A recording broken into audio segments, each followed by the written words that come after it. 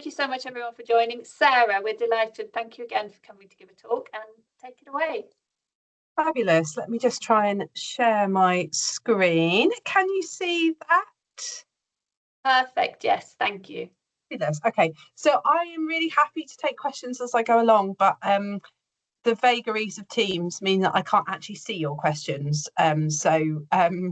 Pia, if you could maybe let me know if there are questions just by interrupting, and I'm happy to stop at any point. Will do. Thank you. Yeah, maybe I'll collect a few questions together, and then yeah. Thank you. Fabulous. Thank you. All right, everybody, it's an absolute pleasure to be here today. So I'm going to talk a little bit about what SEI is, because you might not be aware about this. I'm going to talk about what citizen science is, focusing on terminology and principles to begin with. I'm going to talk about potential outcomes from citizen science, and then move on to give you some examples of citizen science from previous projects. And I'm going to talk about Parenting Science Gang, which was a really nice project that I was evaluating, and the SAMI project. And then if we've got a bit of time, I might give you a little bit of insight into a couple of other projects, but we'll see how we're going, and then the approach that we're taking in Chile. So if I begin by talking about who SEI is then. So SEI is an international research organisation, which is really trying to bridge decision making and induce change towards sustainable development right around the world. And we do this by providing knowledge that bridges that science, that policy, and that practice in the fields of environment and development. And we've got 8 centres around the world. Our head office is in Stockholm, and I lead our York Centre. And you don't need to be able to see all the details of this, but this is the history of our Inclusive Citizen Science group here at SEI York. And you can see that we started in 2008. I was the first member of staff, and I was on a 2 days a week job working for the Opal project, which was basically about trying to connect people who didn't usually do environmental activities with their local environment through doing surveys of soil and water, hedgerows. We did all sorts of things in that project, a lot of fun. And you can see that over the years, basically, as we grew and as projects came to an end, we were looking for more projects, and we've done projects on a whole load of different topics. So we've done work in Kenya with our Africa Centre, we've done work on lettuces, and we've done work on water and sanitation in Mexico City, but a whole range of things. And you can see that we started Chile as well. So what is citizen science? So one of the key things to emphasize here is that it is not a new concept, but it is a new terminology. So the term citizen science was coined twice at around the same time. So one definition was from the US. So Rick Bonney at Cornell Lab of Ornithology in 1996 came up with this concept of it being around decentralized data collection by volunteers to advance scientific research. And they were really thinking about large numbers of people submitting observations to a central database, and they were doing lots of work on birds at the time. And so this was really about scientists came up with a concept that they wanted data to be collected in a certain way, and they said, "Dear public, please collect our data for us," and people duly went and did so. Then there was another researcher, Alan Irwin, who was working in Europe at the time, who came up with this concept, the same terminology, but really it was about doing more democratic, participatory science. And he was really thinking about AIDS activists who were influencing the design, the conduct, the speed of clinical trials, which was really not going as fast as they wanted it to, and helping interpret findings. It was really about science addressing the needs of citizens and people bringing their local knowledge, the political and moral constraints into research. And many practitioners today strive for a hybrid of these two meanings. So really trying to make research more participatory, more democratic, but also collect data. So citizen science can be defined as a mutually beneficial collaboration between scientists and non-scientists to answer questions about the world. But these are really problematic, these terminology, scientists and non-scientists. And this little diagram here shows some of the challenges we have when thinking about what to call people in citizen science projects. So I'll just pick out a couple. So, you know, like if you talk about professional scientists, well, you know, somebody might be saying, well, I got involved, this isn't my job, like I'm just doing this on the side. You know, term academic scientist is problematic, making us sound like we have no experience of the real world. And then there's all sorts of problems with the term citizen as well. So if, for example, you do not have citizenship of a place, does that mean that you can't participate in it? And whether or not we say, you know, we may say, you know, anybody can participate, but you may feel from that language that you are not allowed to. So there's problematic terms, both the citizen bit and the scientist bit are problematic. The other problematic point is that actually it's not just about science. There's a lot about social sciences and humanities as well as an approach that can be used across any spectrum of research. A common feature that nearly all citizen science have is data collection. So it involves members of the public collecting data. And there's all sorts of links to other participatory approaches, which some of you may be more or less familiar with. So PPI, PPIE, participatory rural appraisal, all sorts of things. And there is lots of contestation around the definitions. The other really important thing to say is this is nothing new. So people have been using, like volunteers have been collecting data for hundreds of years, even thinking back to, you know, that age of scientific discovery with Darwin going out and, you know, collecting species and bringing them back. You know, that was still, that's also a form of people voluntarily getting involved in research.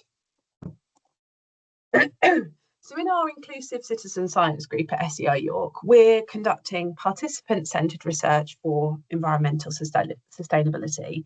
And we are striving to understand, to use and improve the best practice in citizen science and inclusive engagement. So we're doing research around the citizen science method, as well as doing research that uses a citizen science approach. And we really using citizen to mean citizen of the world rather than citizen of a particular place.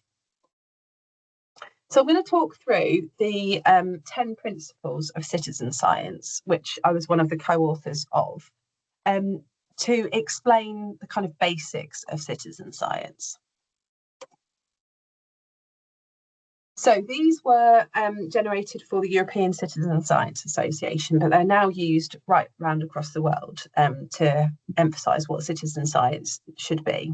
So citizen science projects need to actively involve citizens in scientific endeavour that generates new knowledge or understanding. So that's really important, that we're not just kind of, I don't know, collecting data for something that we already know lots about, or you know, data collecting as a way of raising awareness of an issue. We're genuinely trying to create new knowledge or new understanding about a topic. And this is the similar one, so they have a genuine science outcome. Both the professional scientists and the citizen scientists needs to benefit from taking part. So we need to make sure that it's not an extractive relationship in any way, that there's mutual benefit. And citizen scientists may, if they wish, participate in multiple stages of the scientific process. And I'll talk more about that in a little while. Citizen scientists need to receive feedback from the project. And citizen science is considered a research approach like any other. So it's got its own limitations and biases that we should be aware of. It's not like a panacea for doing all research. Not all research needs to be done this way. It is a research approach like any other, and therefore it has its own flaws. Citizen science project data and the metadata should be made publicly available, and where possible, results should be published in an open access way so that the participants who've been involved in generating that data can access them. We need to acknowledge people in our project reports and our publications. And very importantly, we need to evaluate our programmes to make sure that they have benefits for the researchers, for the participants, and for wider society. And lastly, that we need to take into account legal and ethical issues surrounding copyright, intellectual property, data sharing agreements, etc., and the environmental impact of any activities. Now, we would say that actually these were developed, oh gosh, at least 10 years ago now. And I think we would like to see them move forward in a little way. So I'm just going to cover where I think we should change these. So recognising that citizen science is not just about doing science, but it's about arts and humanities and social sciences again, we would recommend that we're changing these so they have a genuine research outcome and that they're evaluated for their research outputs rather than just science. The research team, rather than the professional scientists, recognising there's lots of different types of people who get involved in citizen science. And that we're thinking very much about the outcomes and the impact rather than just the outputs. So we're looking at outcomes because these are much more measurable, and the impact, which is often happens way beyond the end of the project and you can't actually measure it at all. So evaluation should focus on that outcomes and that impact. I'm just going to pause a second to see if there are any questions, Pia, already. No, we don't have any questions yet, Sarah, so no worries. I can't see anybody or anything now, so I'm blind, which is why I will just stop occasionally and just check I haven't missed anything. Thank you. This is the stages of the scientific process, and what I'm showing here is how the different forms of citizen science that exist. So if you think about a research project, you've got the kind of developing your research focus right at the beginning. So proposing your topic, developing hypotheses, thinking about research questions, and you move into your methods development. So thinking about what methods you might use, developing them, refining them, trialing them, etc. Then you've got the data collecting part. So collecting data, inputting data, or it might be just be processing the data. And we've got data analysis. So analysing the data, interpreting it, and then we have dissemination, so contributing to leading outputs, sharing results, etc. And at the bottom you can see that if we involve members of the public in these different stages of the scientific process, this allows us to do research that's more relevant, make sure it's appropriate, make sure it's representative, that it's insightful, it's really reflecting the needs of people, and that it's impactful. And you can also see right at the bottom here the different types of citizen science project that exist. So broadly, citizen science can be divided into 3 types. So we've got contributory projects. So those were like those ones that I talked right about at the beginning, where researchers just say, please tell us about the birds that you see in your garden. That would be contributory citizen science. So participants are really just involved in collecting data, or it might be that they're involved in screening data, or it might be that they are categorizing things. So some of you may be aware of the Zooniverse projects, which are basically looking through images and saying, how many penguins you saw or whatever on those. So that would be contributory projects. And then we have collaborative projects, which is where participants get involved in stages beyond data collection, but often maybe it's just involved in analysing or interpreting data or disseminating data, for example. And then we've got co-created citizen science projects, which I'll talk about one of these in a little while. And these are where members of the public are getting involved right from the beginning of the project, so helping develop the actual topics for study. Move on to the next one. So there are myriad benefits of citizen science, but there is varying levels of evidence for these benefits. So some outcomes are reasonably well evidenced and some are not. And partly this is because, as I mentioned, the impacts that you have from citizen science projects may well come well after the end of the project. And so it can be really tricky to track those. Not all of the benefits that I'm going to be talking about in a minute will be achieved in all projects. So the outcomes, the specific outcomes, will depend on the aim of the project. But basically, we can split the outcomes into 3 areas. So we've got outcomes for science or for research, we've got outcomes for participants themselves, and we've got the wider societal benefits, but there are overlaps between all three. So if you keep thinking about those three main outcome areas, I'm going to talk through those now. So Rachel Pateman, my SEI colleague, and I have done some work looking at the pathways to impact and thinking about science then. So some of the things that we can benefit as researchers from of this approach is more data. So we might have greater spatial or temporal extent or resolution, and perhaps from hard to reach places. So being able to get data, for example, from people's gardens or people's homes or schools, places that as researchers it's hard for us to get to. The other thing we can do is include local and traditional knowledge in data sets. And both of these things can feed through to new scientific knowledge, perhaps new research topics and new collaborations. We can also have increased communication between scientists and citizens. So then scientists become more aware and open to those research questions that people have. We maybe get more transparent research being conducted, again, leading to new research topics and collaborations, and ultimately leading to new scientific knowledge. And we can also get more socially relevant and democratic science. We also can have a greater understanding of our participants in the relevance of science to their lives. You know, if you, for example, we did a project on the antimicrobial resistance on lettuces, and actually people gained an understanding of what antimicrobial resistance was, and that it was something that was relevant to their lives because there was bacteria on the things that they were eating. And then through that process, you would hope that you get maybe perhaps greater trust and buy-in to science and what's coming out from it. And then if we move on to thinking about the impact on our participants, so here are some of the impacts that on participants, and it should be said that actually the impacts on participants is often the thing that people are evaluating most in citizen science projects. Particularly things like increase in knowledge and skills that people gain from participating in projects. So we've seen in projects that you have greater interest in science careers, that people maybe have greater scientific literacy and critical thinking skills, and greater knowledge and skills about a particular topic.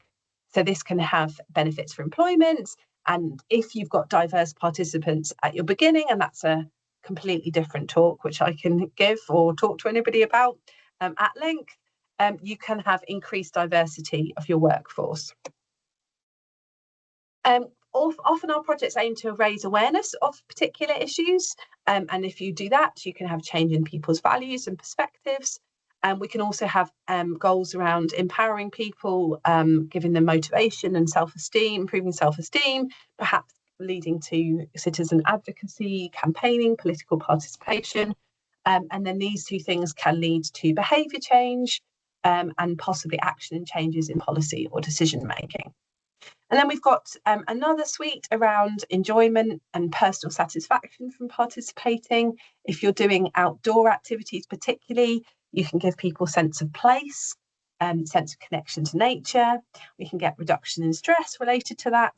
And this is often a really important one for people, is that actually they get to socialise, they get to meet new people, make those community connections. And these can all lead to improved health and well-being and new relationships and stronger communities. So lastly, the other kind of area for impact is wider society.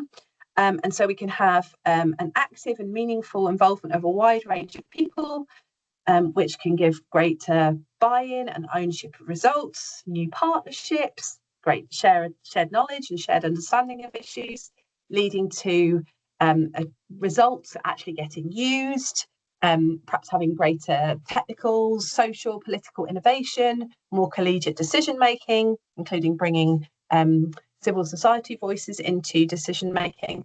And then these can all lead to these kinds of outcomes. And ultimately what we're working towards, our group believes anyway, is that we're trying to work towards this improved health and well-being of both society and the environment. So I'll just pause there if there are any questions about that, Pia. Oh, we have a question. How Great. Exciting. Lillian asks, are there any financial reimbursement offered to citizen scientists for their involvement? If so, are there any ethical implications around this?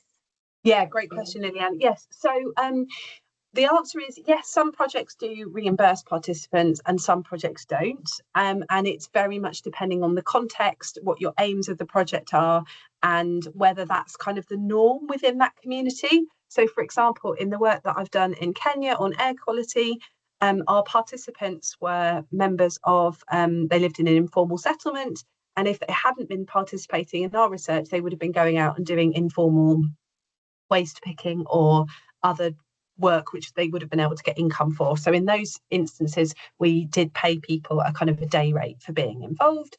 And often we will do things like give a voucher, like a shopping voucher or something. And so you do have to be really careful about whether there is coercion going on involved in that, and also how by offering incentives that might skew your participants. So yeah, really important question. And yeah, very happy to talk to anybody if they're thinking of using this approach and exploring whether they want to do, if they are able to offer reimbursement, what that might look like.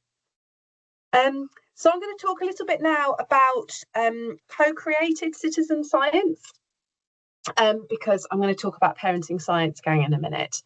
And co-created citizen science, the term co-created has its origins in management and service design, where it's recognised that the inclusion of end users in the design process could really add value to the outputs of those processes.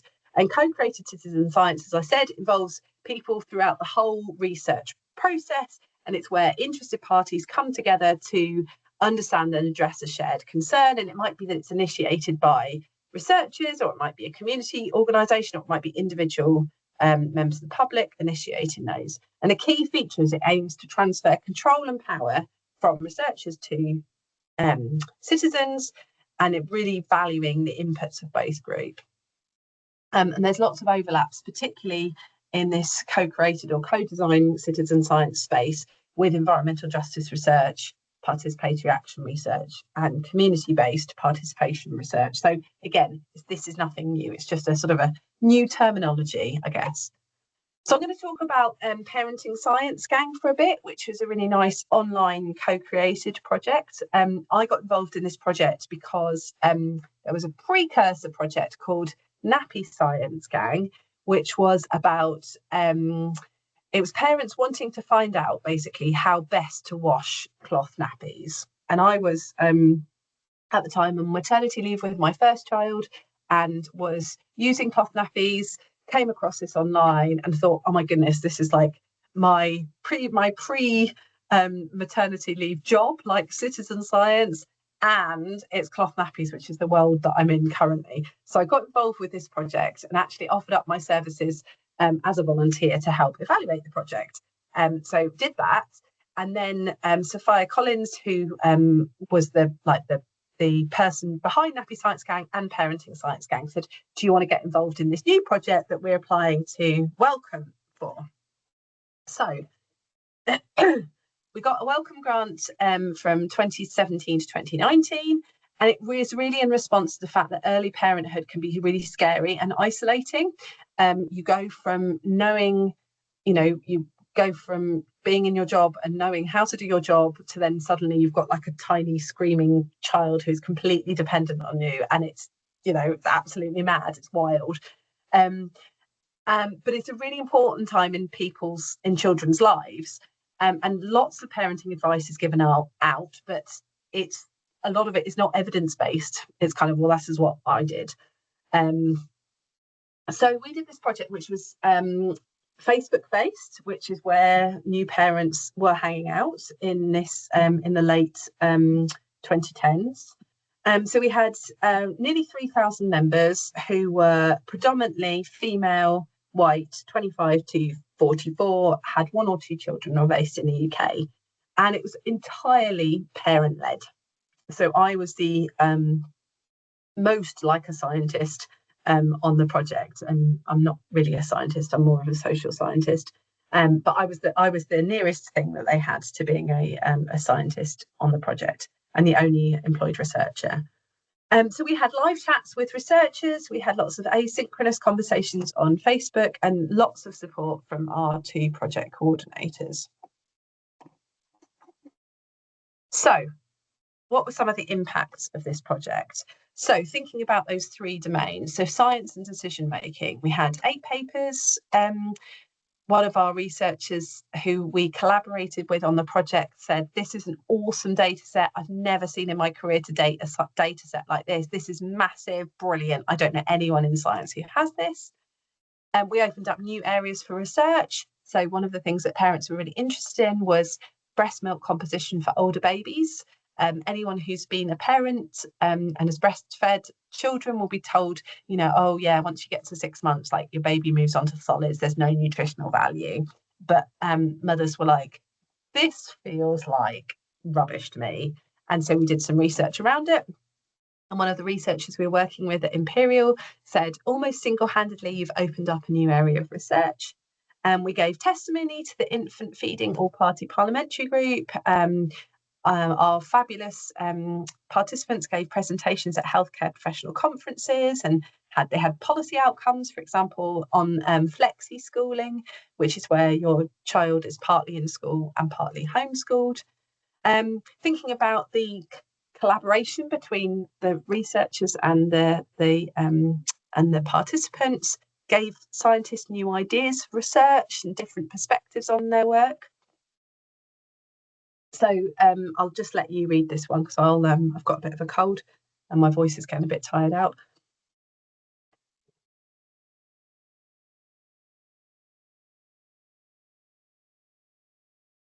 I really like this because he's talking about, made me think about how I can best include parent groups in future academic conferences and workshops. And we also inspired scientists to do more public engagement. So one of our scientists who came along to our question and answer sessions said the importance of public engagement has been emphasised to me, and I'm trying to incorporate this further into my workday. And we had some really nice positive affirmation for scientists. It was nice to have those barriers broken down. They're normal people and talk in a language that we understand. It's been very nice to see strong female scientists rocking their jobs. Oh, sorry, this was from a participant saying this about the scientists. And then for the participants themselves, people gained science skills, so the ability to source information and evaluate the information. They also get knowledge of specific findings and experimental techniques, understanding of the scientific method. So here's somebody saying, I heard some advice and I researched it on Google Scholar and websites that I trusted. I listened to the advice critically, and that's one of the big differences that the project's made, not just accepting things I'm being told. Gave people increased confidence in multiple areas, so about their own parenting choices, their contribution to science and the use of science. So someone says, I do try to find research now if I'm worried about something impacting on my kids. It helps me to see if I should worry or forget about it. And we also saw a developing feeling of science identity.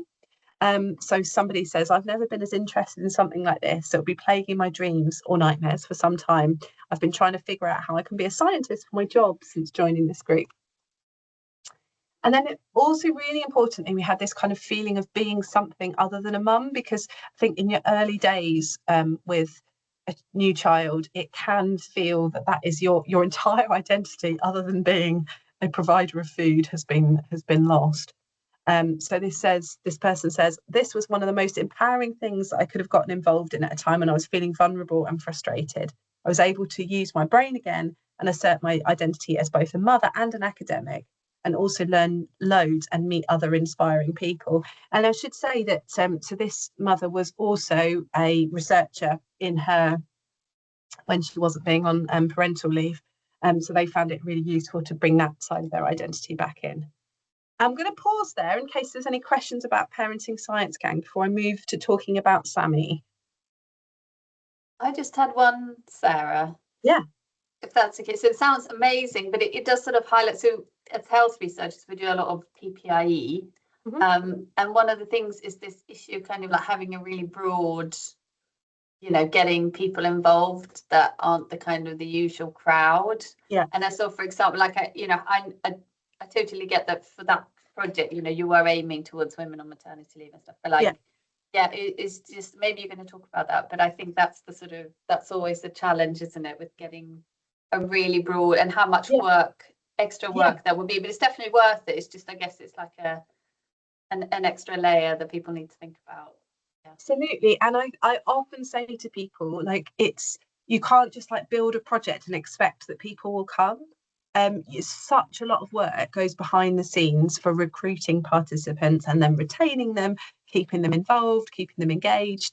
And the kind of, if you don't try to intentionally try to target underrepresented groups, you will only get white educated people participating, and the gender depends on what type of project you've got, and the age depends on what type of project you've got, but basically you don't get any other demographics participating. So it's really important to think very carefully about who you want to reach, and then develop recruitment strategies deliberately to target those different groups. And again, I can talk lots about that at length and other occasions. Any other questions on parenting science, gang, or shall I move on to talking about SAMI briefly? Okay, I'll talk about SAMI then. So SAMI stands for Schools Air Quality Monitoring for Health and Education. It was funded by EPSRC. It started as a research project that was EPSRC funded, working with UK schools to improve understanding of indoor air quality. It was led by Imperial College London and the University of Cambridge, with lots of other partners, including SEI York. And now we've moved more into the SAMI initiative, and we've got lots of different activities going on, including Chile, which I'll talk about a little bit later. So schools received a high quality, high spec air quality monitor, a low cost air quality monitor, and then they can access the data and interrogate it through a specially designed interactive web app.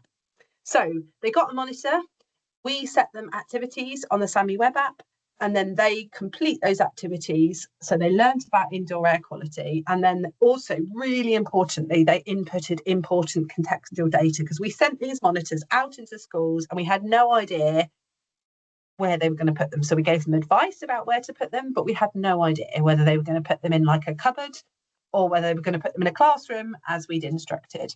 And so one of the first activities we get people to complete is a "where is your monitor" activity. So they're actually telling us it's in this kind of classroom, these are the average number of pupils that we have in, these are the size of the classroom, etc. All the data, that contextual data that is submitted by pupils or teachers, and all the air quality data, which is temperature, relative humidity, carbon dioxide, total volatile organic compounds, and particulate matter, all goes into the database so that our researchers can analyse and report on air quality in UK classrooms. So why did we decide to do that? Well, we wanted to get real world data from hundreds of classrooms and get that contextual data. We wanted pupils and teachers to gain knowledge and understanding of air quality, and we wanted to give pupils the skills in interpreting graphs, analysing data, doing experiments, writing creatively, all sorts of things. Really, really importantly, we wanted people to be able to use that information to be able to see the air quality in the classrooms and know what action is needed to take to improve it. And this collaborative approach meant that we had the SAMI web app that met the teacher and pupils' needs, and that they use it. That was the aim. So just to show you, this is what the SAMI web app looks like this morning. So it's got two sections. It's got the data on the left-hand side, and on the right-hand side, you can see activities. So we've got things like quizzes in there. We've got data analysis activities, and then we've got this data entry activity on the right, which is one of our ones that provides us with really important contextual information. So outputs from the project have included 9 academic papers covering findings and methods. And I think I've got colleagues on the call who could talk much more about that. So I'm not going to talk anything about the findings today, I'm afraid. But we've got lots of great papers coming out. We've got yearly and some termly technical reports aimed at teachers. And then we've done presentations, including to parliamentary committees, the National Education Union, health and safety representatives, and the Department for Education, who are really interested in our findings, because air quality in schools really important for learning, and it's also really important for virus transmission. So we're using SAMI to deliver Chile, and we're going to be monitoring how adapting school buildings for energy efficiency changes that indoor environment, and we're going to be modelling the likely impacts on children's health and education and evaluating potential mitigations. So the SAMI data is going to be helping support that Chile analysis, and we've got the opportunity for our existing SAMI schools to participate in Chile activities such as outdoor monitoring. So SAMI only had an indoor monitor, but schools can now get an outdoor monitor to go alongside that. And our youth panel for Chile, which is helping us understand what types of things we should model, what adjustments that we could actually make in schools, such as uniform adjustments and things like that. So very quickly, I'm just going to give you another couple of projects just to show you the different ways that we can set up projects. So this was our citizen science and antimicrobial resistance project, which is a very short-term project. I think it was 9 months in total, and it was funded by BBSRC and the Food Standards Agency, and they wanted to explore issues around food safety or food security, and we did one on antimicrobial resistance on lettuces. So we wanted people to tell us swab their lettuces basically, and we wanted to find out whether those lettuces had bacteria on them, 3 specific bacteria, and if any of those bacteria were resistant to antibiotics or anything. And so I learned a lot about AMR, which I didn't know anything about before. And so did our participants along the way. It was a really lovely project with the Royal Veterinary College and the University of Reading. And we had this series of Q&A sessions to find out topics, find out what people were interested in. So we had, for example, one of our participants said, I would like to know if there's any naturally occurring antimicrobials and if resistance to these can be built up in the same way. So we had a specific session about antimicrobial resistance on that one. And then people swabbed their lettuces and told us, and we together sent them off for analysis and found out what they had in them. This was a really hard project to recruit for, because it turns out nobody wants to know what bacteria live on their homegrown lettuces. So that was a bit of a challenge. And then I just very briefly want to show you this project, which was Youth Lives, which some of you will know Reese Archer. She was the lead on this project. And this project really was at the very start of a citizen science project. So this was all about working with young people to understand what research questions they wanted answering through mental health research. And we didn't get to the point where we actually did any actual studies on mental health research. What we were just doing is developing the research questions. And so we ended up with 4 groups who did a knowledge synthesis, developed some methods, and got these proposals all ready to use. So anyone in the world can now use these proposals and know that they have been co-designed with young people. So they really meet those needs of those youth groups. So just on Chile, so our involved team, which I'm co-leading with Michaela at the University of Swansea, we are working to co-develop a Chile involvement strategy. We're setting up a youth panel. We've conducted a scoping review on air quality and thermal comfort in schools, which is focusing on the behavioural, educational and communication approaches. We're co-designing methods to help collect data about indoor and outdoor air quality, health and thermal comfort, supporting work in 20 deep dive schools that's being led by UK HSA. And then we're also supporting our teams to collect data on indoor and outdoor air quality in these 100 schools. And again, like we did in SAMI, really helping schools to understand that data and take positive action to improve their indoor environment and energy efficiency. And then our youth panel will help us co-design our research outputs well down the line. So things like infographics, posters, and other dissemination opportunities. And just to show how we're going to be involving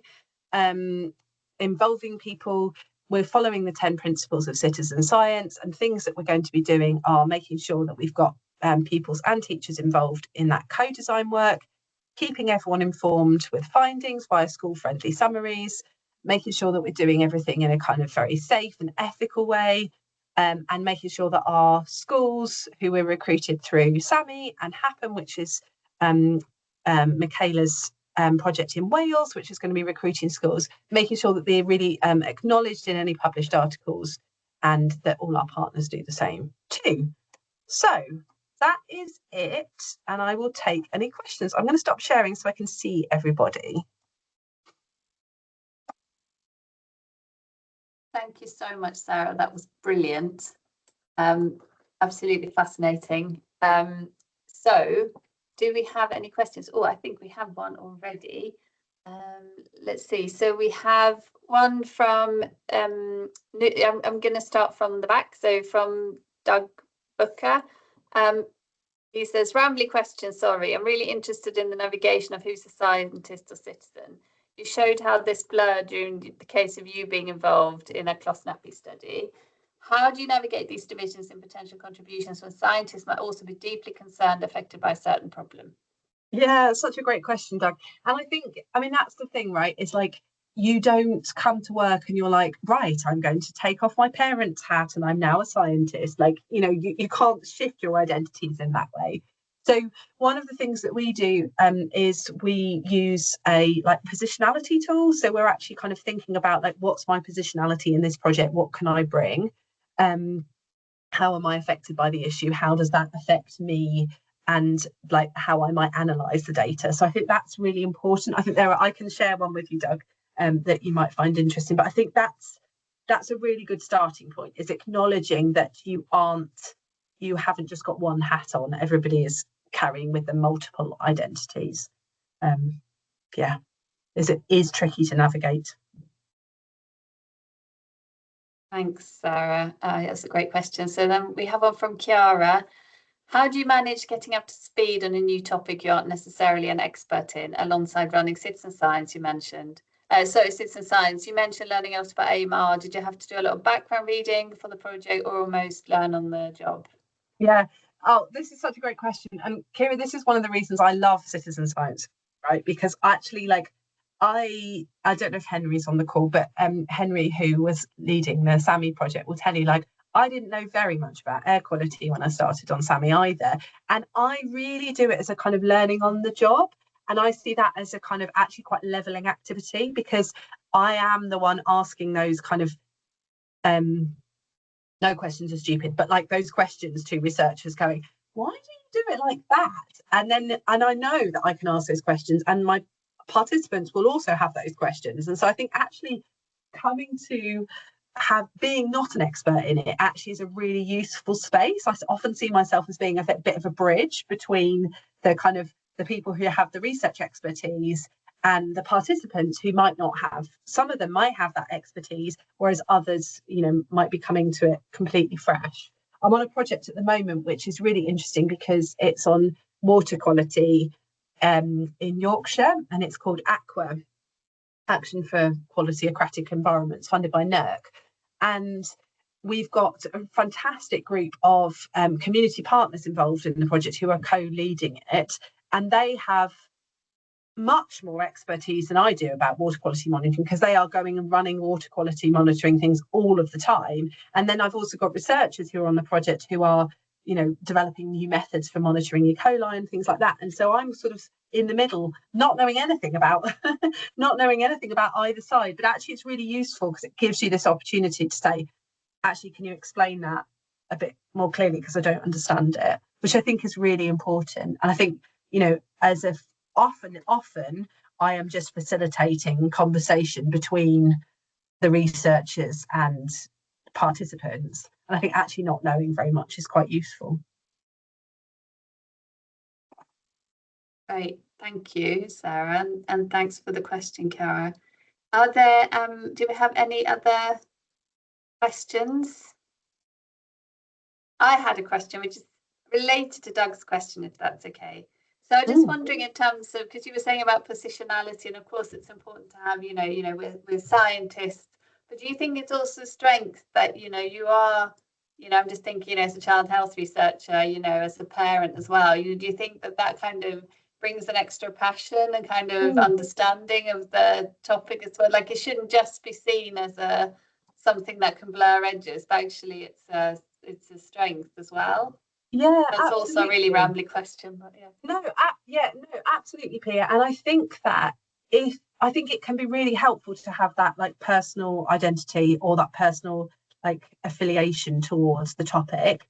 And I think if you don't have that, then it's really important to try and put yourself in the shoes of somebody who does. So, you know, that's why, you know, go and find groups who are, if you're running a parenting citizen science project and you're not a parent yourself, make sure that you're bringing those voices in really, really early on from the project to make sure that you do understand it. You know, if you're running a project with, we had this one on water and sanitation in Mexico City, which Rachel Payton, my colleague, was leading, and it was working with homeless people, and she doesn't know anything about, actually she didn't know anything about water and sanitation or homelessness. So it was really important to partner with groups on the ground who had that experience, and that's like the real value, is bringing in that lived experience early as you can, basically, if you don't have that direct experience yourself. Yeah. Great. Any last questions for Sarah? Okay. I mean, Sarah, thank you ever so much. It's been a fantastic talk. I just want to say, so we usually run these Chile seminars every 2 months. However, in July, we won't be having a seminar because we have the Chile Scientific Symposium in Leeds on the 1st of July. And I am going to put the link in the chat. We would love for you to come. And Sarah will be there, I will be there, and we have a number of brilliant speakers, including Professor Lizzie Rushton, who's a Professor of Education at the University of Stirling, and Rosa McEachen, who is the Director of the Bourne and Bradford Research Programme and Professor of Public Health. So please do come. We'd love to see you there, and you get to meet us all in person. But thank you again, Sarah, for a fantastic talk, and thank you all for coming, giving up your lunch hour. Thank you. Take care. Bye.